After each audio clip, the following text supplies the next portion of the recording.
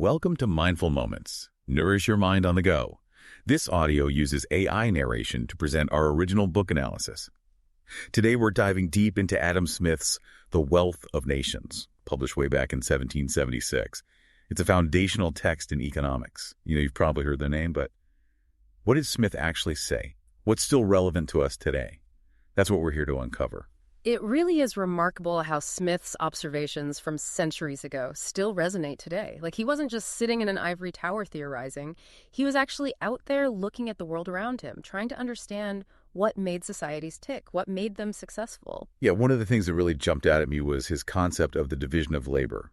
He uses the example of a pin factory, right? Right, exactly. So imagine you're trying to make a pin from scratch all by yourself. You have to do every single step. It would take forever.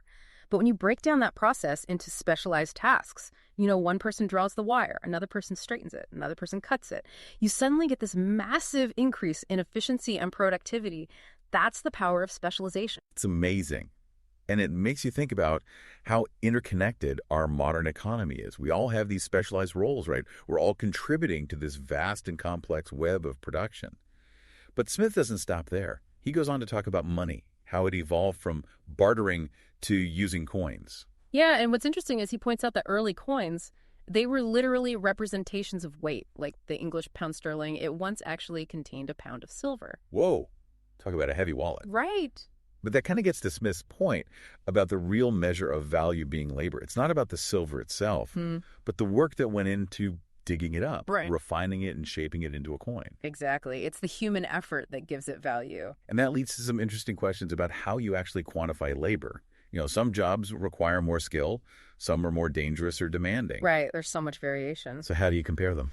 Well, ultimately, Smith says it's the market that determines value. It's this constant interplay of supply and demand. So through all the back and forth, the bargaining and negotiation, we arrive at a price that actually reflects the labor embedded in a product. That's the idea. It's a kind of rough equality that emerges from the market forces. Fascinating. And that price Smith breaks it down further.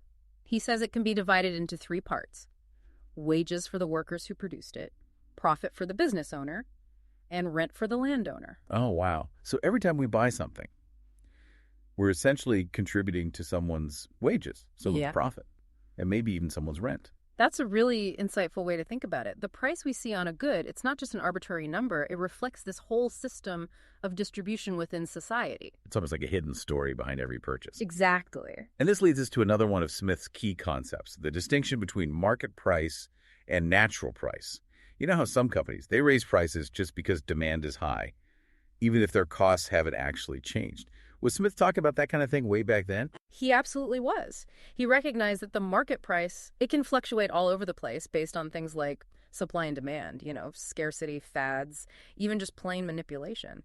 But the natural price is different. That's the price that's more tied to the real costs of production, those wages, profits, and rents that we were just talking about. I see. So the market price can be kind of artificial, driven by all sorts of external factors. Exactly. But the natural price is more grounded in the actual effort and resources that went into making something. That's right. It's a more fundamental measure of value. It's a really subtle point. I hadn't really considered that, but I guess it makes sense. And it shows you how deeply Smith was thinking about these issues. Yeah, centuries ago, he was already dissecting these kinds of market dynamics and manipulations. He was really ahead of his time in many ways. So we've talked about the division of labor, the evolution of money, the real measure of value, market price versus natural price. What about the people actually doing the work? What does Smith have to say about wages? Well, he observed that wages are influenced by a bunch of different factors. The demand for labor, obviously, the overall prosperity of the nation, and even the cost of living. If there's a shortage of workers, employers have to compete for talent. They have to offer higher wages to attract people. Right, it's like a bidding war. Exactly. But when times are tough, and maybe food is expensive, workers have less bargaining power. Yeah, they might be more desperate for any job, even if the wages are low. So it's this constant push and pull, this shifting balance of power between workers and employers. It's a dynamic system, always in flux. That makes you think about a lot of the debates we're having today. Things like minimum wage laws, the rising cost of living, labor shortages. Absolutely. Smith was writing in a very different time, but the principles he laid out, they're still incredibly relevant to the economic challenges we're facing in the 21st century. That's amazing to me. It is. And it makes you realize that economics is not just some dry academic subject. It's about real people's lives, their livelihoods, their struggles. That's what Smith understood so well. He saw the human side of economics. And he wasn't afraid to grapple with some of the tough questions, like the role of government, the distribution of wealth. Right. He wasn't just an advocate for free markets. He also recognized that there were limits to that freedom. Yeah, there's a need for some regulation, some safeguard. Exactly. To ensure fairness, to prevent exploitation. That's a really important point. It is. It's about finding that balance. And that's something we're still trying to figure out today. Absolutely. This is all starting to paint a really fascinating picture of how Smith viewed the economy, this complex system with all these different factors influencing each other. And he doesn't shy away from the complexity. He embraces it. Which is pretty remarkable for his time. It is. So we've talked about a lot of Smith's key ideas, but there's one thing I'm still curious about. Back then, a lot of people believed that a country's wealth is measured by how much gold and silver it had. Like that was the ultimate sign of prosperity. Right, the mercantilist view. What did Smith think about that? Well, he actually rejected that idea. He said a country piled high with silver and gold. It wasn't necessarily rich. Interesting. He compared it to someone with a huge shoe collection. It might be impressive to look at, but it doesn't actually tell you anything about their true wealth or well-being. So it's not about hoarding wealth? No, it's about what you do with it. It's about productive capacity, right, innovation, exactly, and ultimately the well-being of the people. That's the real measure of a nation's wealth. That's a pretty radical idea for his time. It was, and it laid the groundwork for a lot of modern economic thinking. It's incredible to think about how influential his ideas have been. It really is. And we're just scratching the surface here. There's always so much more to uncover in The Wealth of Nations. There is. It's a book that rewards multiple readings and deep contemplation. It's definitely given me a whole new appreciation for Smith's genius. Me too. And it's clear that there's still so much to learn from him. Absolutely. So much that's still relevant to our lives today. Even centuries later. It's a testament to the power of his ideas. It is. And his insights into the workings of the world. Definitely. I'm excited to keep digging deeper. Me too. And I hope our listeners are too. I hope so. We really have only just touched on some of the big ideas. But Smith goes even deeper, He explores how different sectors of the economy actually contribute to wealth. He has this really fascinating comparison of agriculture, manufacturing, and trade. Oh, yeah, that's interesting. I'm curious about that because he was writing at a time when agriculture was still so dominant, right? Exactly. And what he argues is that agriculture is actually the most productive in terms of generating real value. Really? Why is that? You'd think manufacturing with its, factories and machines would be more efficient. That's a good question. But Smith's point is that in agriculture, you have this incredible force multiplier, nature itself, the farmer's capital. It's not just paying for workers and tools, it's tapping into the inherent productivity of the land. I see.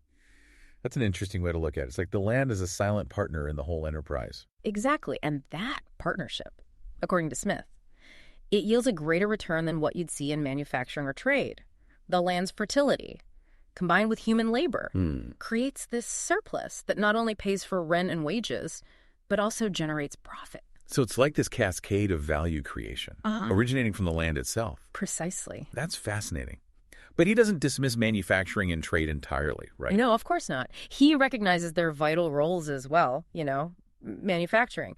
It transforms raw materials into finished goods. It adds value through human skill and ingenuity, and trade connects producers and consumers. It allows goods to flow to where they're needed most. So all three sectors work together in a way. They do. Each contributing to a healthy and functioning economy. Exactly. They're all interconnected. But Smith wasn't afraid to call out what he saw as obstacles to progress, was he?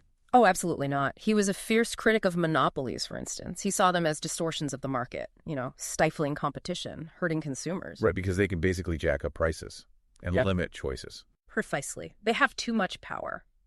And he was also wary of excessive government intervention in the economy. Interesting. He believed that while government has a role, in protecting property rights, enforcing contracts, things like that, too much regulation can actually stifle innovation and entrepreneurship. So he was a champion of free markets, but with a recognition that some rules are needed Yes. to keep things fair, to prevent abuses. That's a good way to put it. He believed that individual self-interest, guided by just laws and fair competition, would ultimately lead to the best outcomes for society as a whole. It's a powerful idea. Yeah. But he also delves into some pretty complex stuff. Right. Like banking public debt taxation. He does, and his insights are surprisingly relevant today. I bet. For example, he recognized the role banks play in facilitating trade and investment. But he also warned about the dangers of excessive credit expansion. Oh, wow. So he was kind of foreshadowing things like the financial crisis. In a way, yes. He saw the potential for instability in the financial system. It's incredible. And his analysis of public debt is also really insightful. He understood that borrowing could be necessary for things like public works or emergencies. Right. But he cautioned against accumulating excessive debt. That would burden future generations. So basically, responsible fiscal management was key for Smith. It was. He believed in living within your means. I like that. And what about his views on taxation? Yeah, that's always a hot topic. It is. He advocated for fair and efficient taxation. He believed that taxes should be proportionate to income, certain in application, convenient to pay, and economical to collect. So basically, no one likes paying taxes. But if we have to have them, they should at least be fair and reasonable. Exactly. That makes sense to me. And he explored the various types of taxes, and their impacts on different groups in society. Oh, wow. So he was really thinking deeply about the social consequences of economic policies. It was. That's impressive. And it's why his work is still so relevant today. It's amazing how these ideas from centuries ago are still shaping the economic debates we're having now. It's a testament to the enduring power of his insights. It really is. But beyond all the technical stuff, there's also a deeper message in The Wealth of Nations, isn't there? There is. Smith believed that while self-interest is a powerful driver, Right. it needs to be balanced by a sense of justice, fairness, concern for the common good. So it's not just about maximizing profit. No. It's about creating a society where people can actually prosper, Exactly. both materially and morally. Right. He saw virtues like honesty, trustworthiness, hard work as essential foundations for a thriving economy. So it's about character as well as economics. Exactly. They're intertwined. That's a really important point. It is. And he even uses this fascinating anecdote about the price of poultry to illustrate this point. The price of poultry. Tell me more. I love a good anecdote. Great. So he noticed something interesting. He noticed that as societies got richer, the price of chicken actually shot up compared to other meats. Really? Yeah, why do you think that is? Oh, no. Well, because suddenly chicken was fancy. It was no longer just a cheap source of protein. It was a delicacy. Interesting. So what this shows us is that economics isn't just about supply and demand. It's about our shifting desires, our evolving tastes as we become wealthier, Right. and how those changes actually have ripple effects in the market. It's like this whole cultural dimension to economics. Exactly. It's not just about numbers. It's about people. Yes. And their values. Yeah. And their aspirations. Precisely. That's really insightful. And that attention to detail, the ability to connect these seemingly mundane observations to broader economic principles, that's what makes The Wealth of Nations such a rich and enduring work. It really is a masterpiece. It is. And it's given me a whole new appreciation for Smith's genius. Me too. And it's clear that there's so much more to explore within its pages. Absolutely. It's a book that deserves to be read and reread. And contemplated. And discussed. I couldn't agree more. The Wealth of Nations, it's not just some dusty old book. Yeah. It's a roadmap to understanding how wealth is created, how markets work, and how we can build a more prosperous society for everyone. It really challenges us to think deeply about, the forces that are shaping our economic lives. So what's the one key takeaway you would want listeners to take away from our deep dive today? Yeah. What's the essence of Smith's message that still speaks to us in the 21st century? That's a great question. For me, it's the idea that true wealth, it doesn't just lie in material possessions, right? It's about a nation's productive capacity, its ability to innovate, and its commitment to creating a society where everyone is free to pursue their own goals, their own aspirations, but also recognizing their responsibilities to the greater good, to the community. Yeah, it's that balance between individual liberty and social responsibility that's so crucial. Absolutely. And it's something that we're still grappling with today as we navigate this, increasingly complex globalized economy. We've got technological disruption and this growing need for sustainable and equitable growth. It makes you realize that economics It's not just about numbers and graphs and theories. It's about people and their choices and the impact those choices have on the world around us. Well said. And that's why The Wealth of Nations remains such a relevant and thought-provoking book, even centuries after it was written. So if you're ready to truly understand how economies work and the forces shaping our world today, The Wealth of Nations is a must-read. Subscribe to our channel and follow the link in the description to purchase your copy today. You won't regret adding this classic to your bookshelf.